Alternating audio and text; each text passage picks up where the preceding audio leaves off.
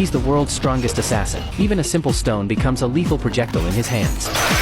And he can effortlessly punch through bricks with just a finger. However, his senior brother is even more formidable, daily pulling a road roller for 10 kilometers, and completing 10,000 push-ups in half an hour. Their daily regimen of extreme training leaves them with no physical weaknesses. They even spar occasionally.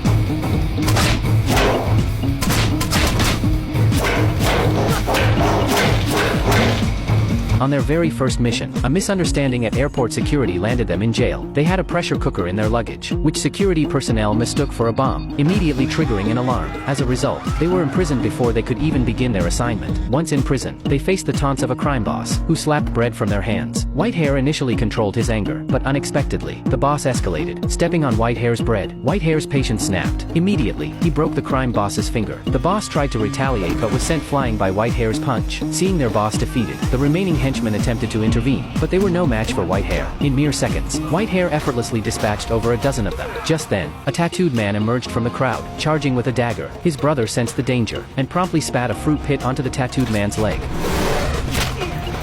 Before the man could react, Away launched a flying kick, poised to deliver a fatal blow. In the nick of time, his brother called him off, likely saving the tattooed man's life. Soon, both brothers were released from prison. However, a gang impressed by their extraordinary skills, invited them to join their organization. The tattooed brothers immediately accepted, simply seeking a way to make a living. After rigorous assessments, both brothers successfully passed, and became members of the organization. They were quickly assigned their first mission, to assassinate a judge. But to Whitehair's astonishment, upon arriving at the scene, he discovered that their target was his own ex-girlfriend.